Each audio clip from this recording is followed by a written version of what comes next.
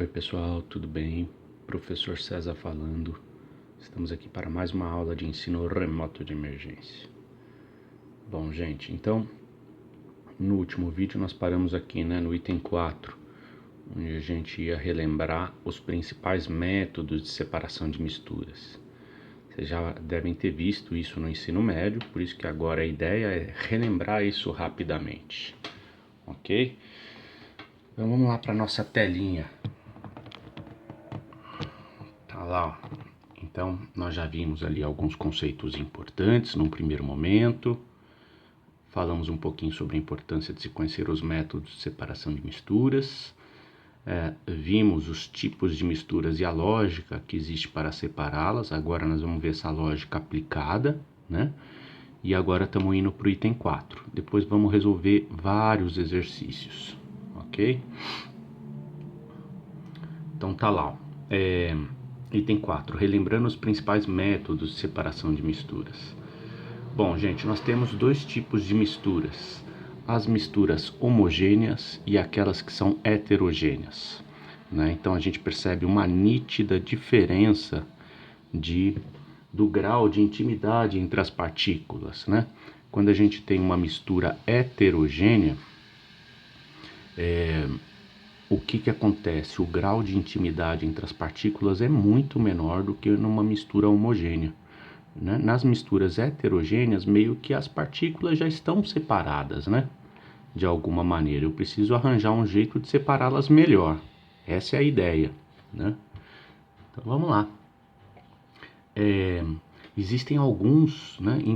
Se a nossa mistura ela é heterogênea, normalmente pelo fato delas, as partículas já estarem um pouco mais separadas, o grau de intimidade é menor. Então, normalmente nas misturas heterogêneas, os métodos de separação dessas misturas eles são mais simples, tá? Vamos ver um pouquinho cada um deles.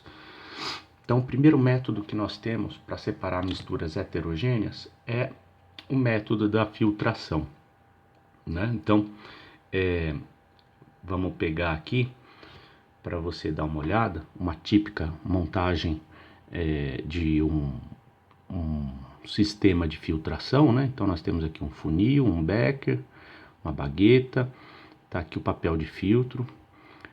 Para quem já deve ter ido para o laboratório, agora no ensino remoto fica difícil, né? Mas basicamente o papel de filtro vem assim, ó, vem um círculo.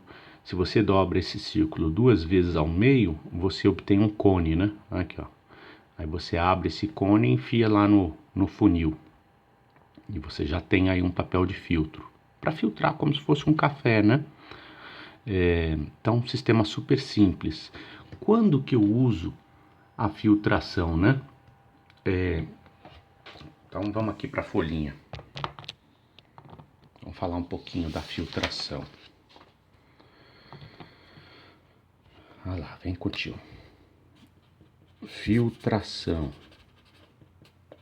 né?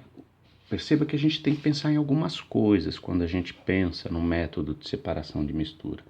Primeiro, estado físico dos componentes da mistura, diferença de propriedades e grau de intimidade entre as partículas. Muito bem, quando você tem por exemplo, uma solução onde eu tenho um líquido, uma mistura de um líquido mais um sólido,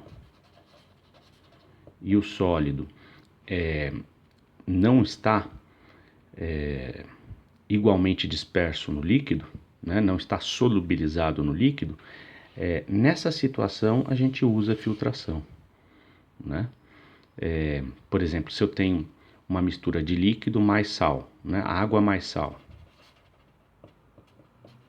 e o sal plenamente dissolvido na água, dá para usar filtração nesse caso?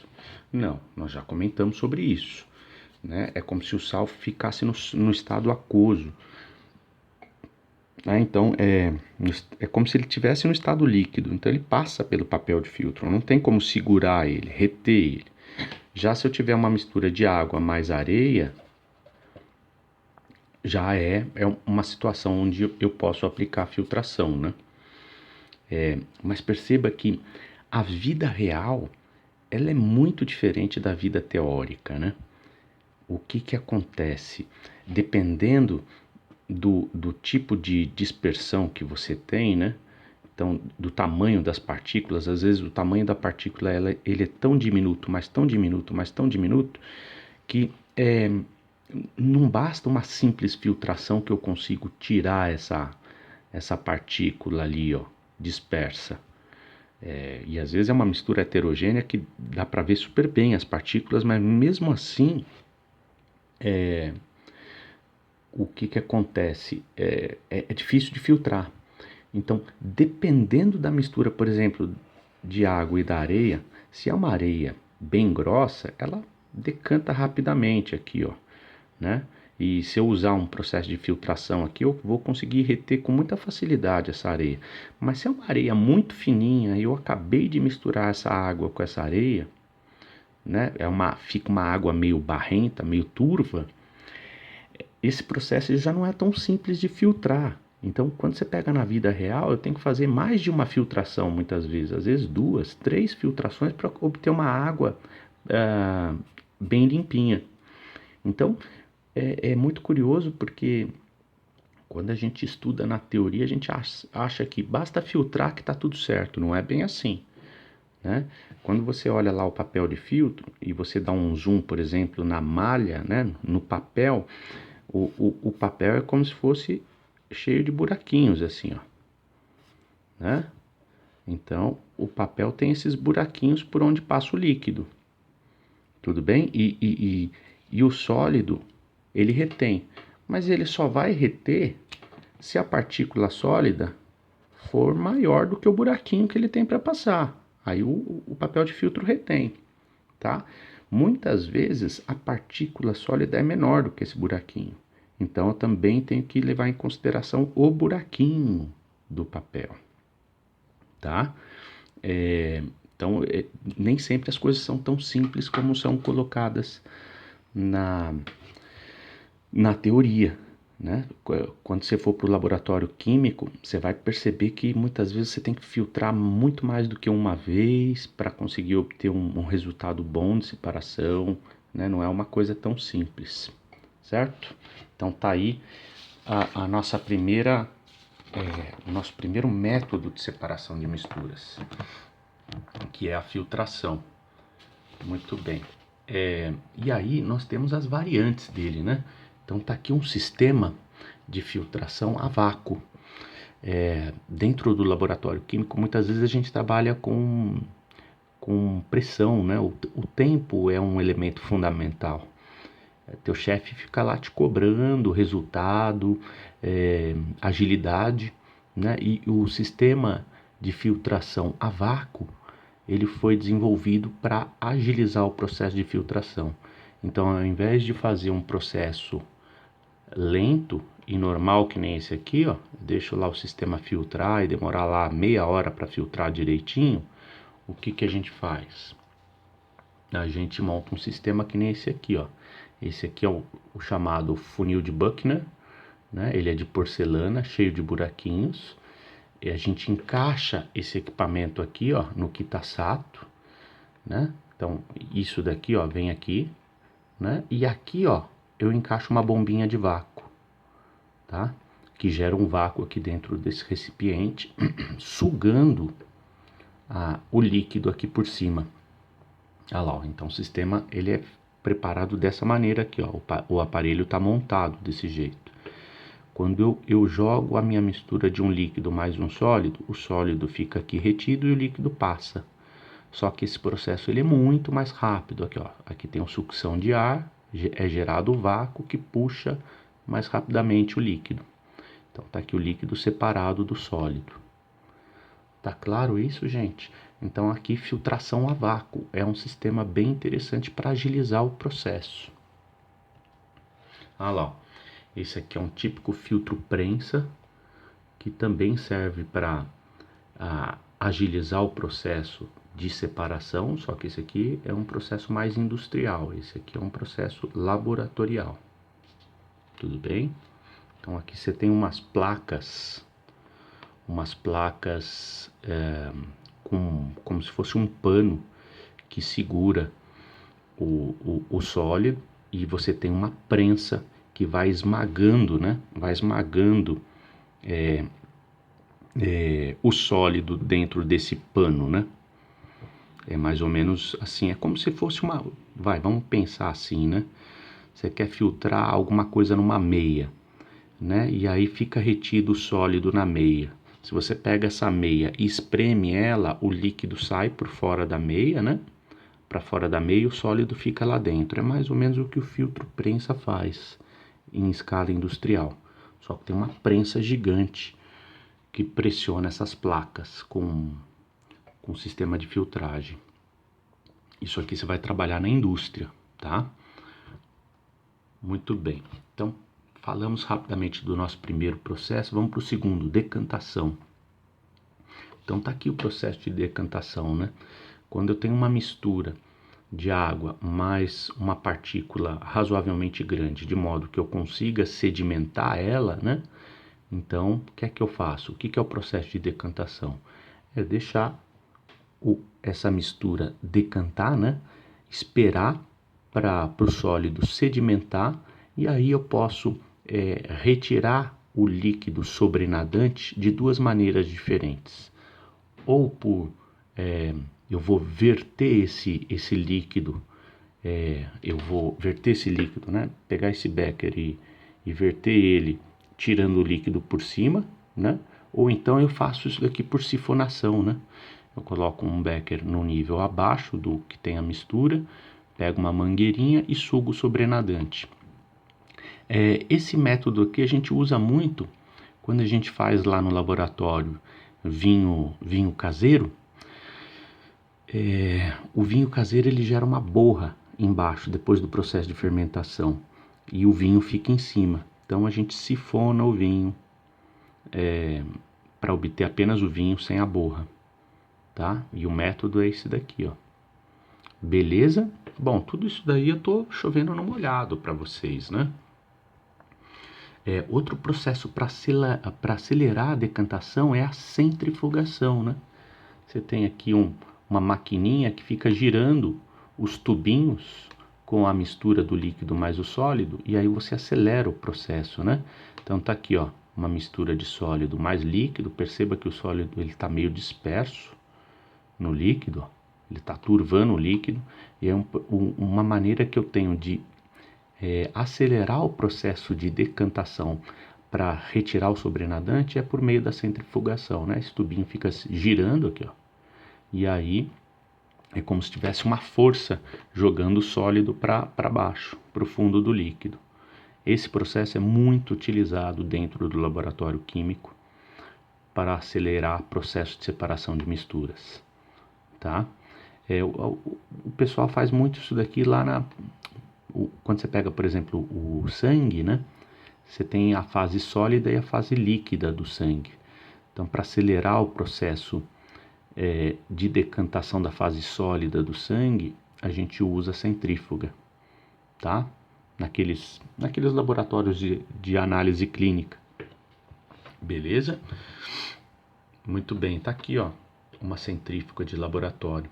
Você bota o tubinho lá e toca o pau. Ah lá, outra forma de facilitar o processo de decantação é por meio de câmaras de poeira, né? Então, se tiver uma mistura perceba como é que é importante você ver o estado físico das substâncias, né? Dos componentes. Se você tem uma mistura de um gás mais poeira dispersa no gás, o que vai acontecer? Se você botar essa mistura numa canaleta, né, numa câmara de poeira, onde você promove esse zigue-zague dessa mistura, o que vai acontecer? Na hora que o gás mais a poeira chega aqui, ó, a poeira tende a decantar, porque quando você faz o gás descer e subir, as partículas sólidas costumam ficar embaixo. Então você vai separando, né? É uma forma de acelerar o processo de decantação. Dá para fazer isso daqui também numa mistura de líquido mais sólido, né? Se você promover esse zigue-zague, o sólido vai tendendo a ficar embaixo, olha lá. Perceba que quando se trata de separação de misturas, o que menos importa é a teoria, né? E o que mais importa é a inventividade. Olha, perceba como é que é inventivo esse processo, né? Então, o camarada criou uma câmara que promove um zigue-zague, e aí a partícula sólida e mais pesada vai tendendo a ficar mais no fundo do equipamento. E aqui sai o gás limpo no final, né? Então, esse sisteminha aqui, ele acelera o processo de decantação das partículas. Olha que interessante, né? Olha lá. Quando a gente fala de decantação, nós temos esse equipamento aqui que tem uma arquitetura bem característica, né? Esse equipamento chama-se funil de decantação, né? Ele é muito interessante para separar misturas de líquidos, misturas heterogêneas de dois líquidos, principalmente, né? Pode ter mais de dois, mas enfim, quando a gente olha para essa arquitetura, ela é muito interessante. Vamos aqui para a folhinha. Né? Por que o funil de decantação... peraí, né? Vamos olhar aqui. Perceba como é que funciona esse equipamento. Você tem o funil, você coloca a mistura de dois líquidos aqui, ó. Você tem um líquido 1, líquido 2, e aí você abre a torneirinha. Quando você abre a torneirinha, você deixa escoar primeiro o líquido que está embaixo. Quando chega aqui na divisão entre os dois líquidos, você fecha a torneirinha e separa o líquido de cima, que fica em cima, e o líquido que está embaixo fica no recipiente que está aqui embaixo, né? Perceba que aqui de novo nós temos a inventividade, né? Então, por que esse sistema de decantação não é feito num recipiente quadrado, né? Num recipiente retangular ou quadrado? Bota a torneirinha aqui, né? Por causa da superfície de contato, olha. Perceba que se eu vou abrindo a torneirinha, esse líquido de baixo vai escoando. Nossa, tá horrível isso aqui, né? Eu tenho que botar aqui essa torneirinha. Aqui, ó. Então, vamos colocar aqui a torneirinha. Perceba que quando eu abro essa torneirinha, né? Esse nível aqui vai descendo, né? E aí eu vou escoando o líquido de baixo. O líquido de cima fica. Quando eu chego aqui, ó, quando eu penso na divisão entre o líquido de cima e o líquido de baixo, na hora que eu tento fechar a torneirinha, como existe uma superfície de contato muito grande entre esses dois, eu vou ter uma separação muito pobre, né? Vai vir inevitavelmente o líquido de cima junto. Já quando eu tenho um sistema de decantação afunilando, nossa, ficou horroroso, ficou torto isso aqui, né? Quando vai afunilando, olha só que interessante. E aí eu boto a minha torneirinha aqui, ó. Olha, perceba que numa situação inicial eu tenho as duas fases assim, ó. O líquido mais denso aqui embaixo, o líquido menos denso aqui em cima, né? À medida que eu vou abrindo a torneirinha, essa mistura vai escoando. E aí quando eu penso aqui, ó, num segundo momento, né? Nossa senhora, tá horrível. Opa! Olha eu aqui. Meu Deus. Quando eu penso aqui, meu Deus, nossa, parece que eu bebi, né? Então vamos lá. Quando a gente pensa num segundo momento, né? Aqui, ó. Olha lá. Ó, o líquido que está em cima está aqui, o líquido que está embaixo está aqui. Perceba, ó, repare na fotografia 1 e na fotografia 2. Olha a superfície de contato que existe entre os dois líquidos. Olha a superfície de contato que existe entre os dois líquidos. Então essa superfície vai diminuindo. Então o meu poder de separação aumenta quando eu desenvolvo esse tipo de vidraria num negócio que vai afunilando, né? Não é num negócio quadrado, ó, né? Então perceba que a inventividade é que está em jogo.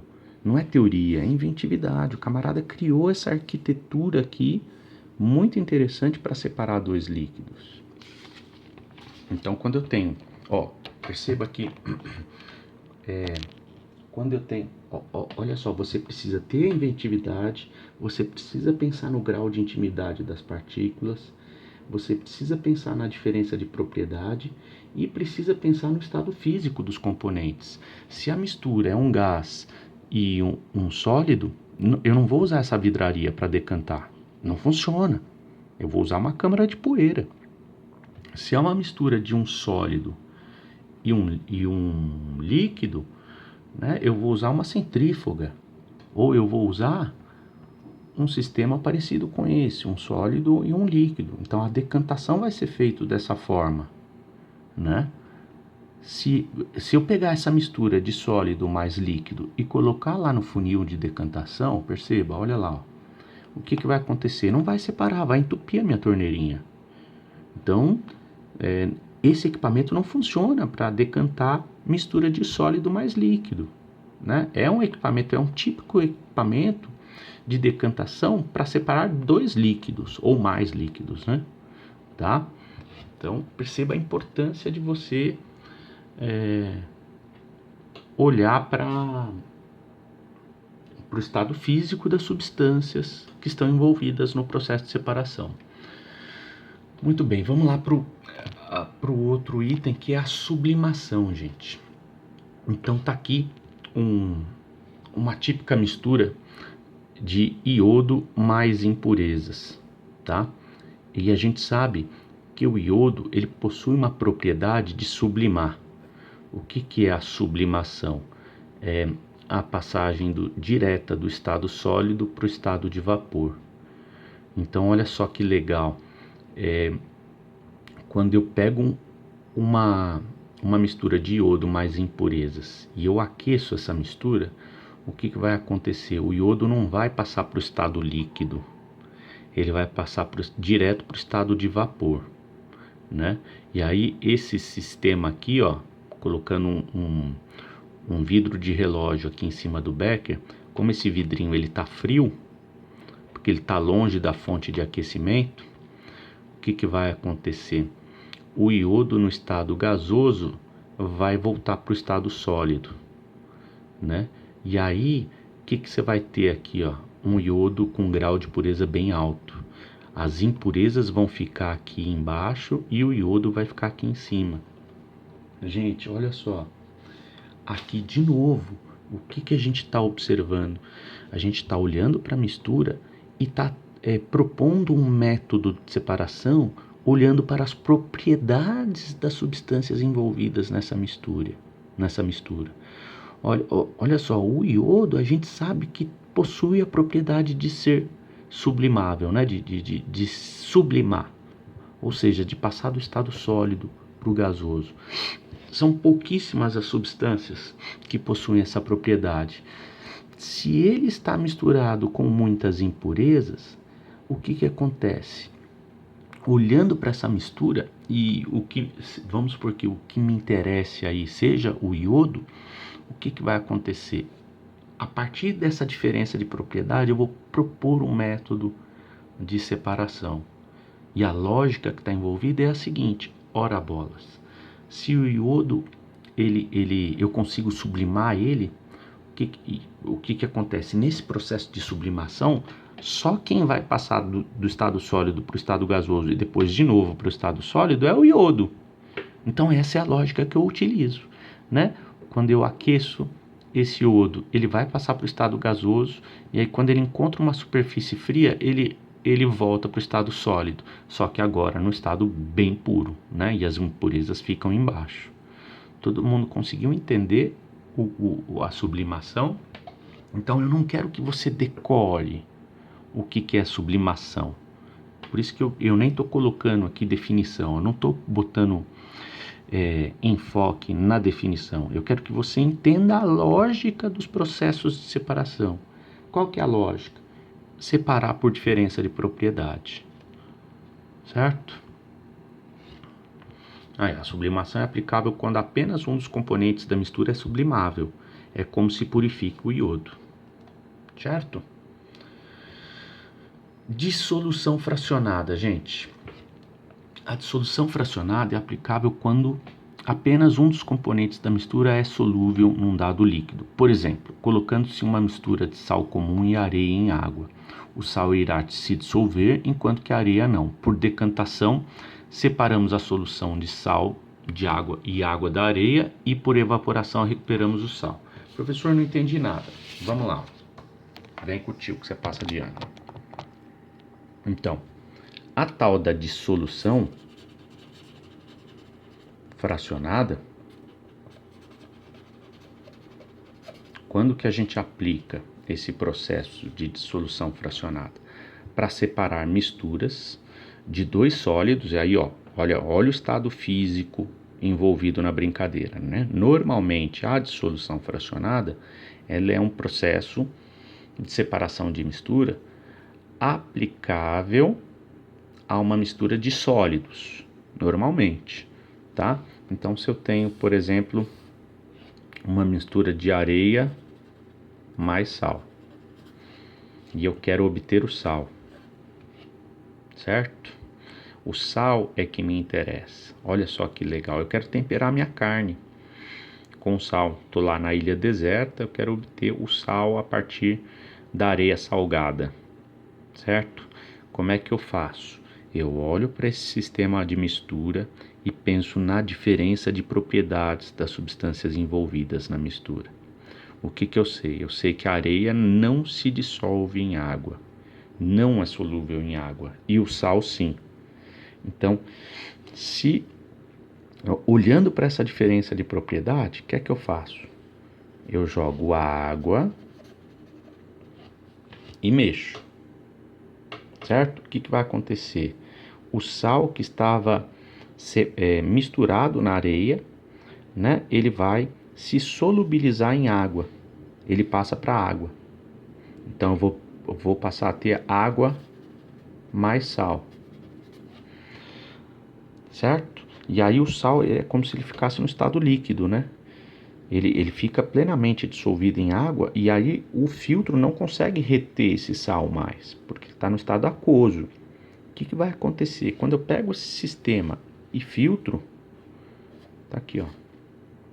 O que vai acontecer? A areia vai ficar retida no filtro e aqui vai passar a água mais sal, certo? E aí o que eu faço? Se eu quero obter o sal, eu de novo, eu conheço uma propriedade da água que é assim, ela é facilmente, ela ferve com facilidade. Se eu fornecer pouca energia aqui para esse sistema, o que vai acontecer? A água vai ferver e o sal não, né? Então a água vai embora e o sal fica aqui cristalizado e puro, né? Num grau de pureza bem grande. Ficou claro, gente, o que é a dissolução fracionada? É tudo isso aqui que o tio está mostrando. E aí, é claro, né? Vai depender, o uso de aquecimento ou não, vai depender do... O sal é uma substância extremamente barata, né? Vale a pena aquecer, gastar combustível para obter esse sal? Depende, se você está na ilha deserta, vale a pena. Você quer pressa nisso, né? Você constrói lá uma fogueira e obtém o sal. Agora, quando você quer fazer isso aqui em larga escala, quando você olha para salinas, por que o camarada não aquece? Porque o sal é uma das substâncias mais baratas que existem, né? Eu vou gastar combustível para obter sal? Pô, olha a gasolina quanto que tá, né? Olha quanto que tá o valor dos combustíveis. Não tem como, né? Eu vou estar gastando um valor muito maior para aquecer esse sistema para obter uma coisa muito barata. Então, o que acontece? Porque quando você olha lá para salinas, não existe aquecimento, né? Você distribui essa mistura de água mais sal num lugar onde tem uma superfície de contato com o ar muito grande, né? Eu coloco aqui numa baciona. Na verdade, não é numa bacia, né? É no chão, em contato com o sol. Não é isso? O que acontece? Essa superfície de contato, ela, perceba que tem inventividade, né? Se eu pego essa água e deixo dentro do copo, ela demora um mês para evaporar. Se eu pego essa água e derramo no chão, demora 2 horas para evaporar. Né? Essa é a lógica das salinas. Perceba que tem uma lógica, gente, é inventividade. Não é? Se eu pego essa mistura e deixo dentro de um copo e coloco isso aqui em contato com o sol, né? Demora um tempão para evaporar a água. Se eu pego esse copo e derramo ele no chão, a superfície de contato com o sol, com o calor ambiental, né, do ambiente, ela é muito maior. E aí esse processo de evaporação se dá numa velocidade muito maior. Eu obtenho o sal rapidinho. Tá claro, gente? Esse processo todo a gente chama de dissolução fracionada. Eu jogo um solvente adequado. Eu dei um exemplo, né? Isso aqui pode ser aplicável a várias possibilidades. Está dando 31 minutos, agora que eu vi, vai cortar o vídeo. Então eu vou parar o vídeo por aqui e no próximo a gente continua daqui, ok? Beijo, beijo.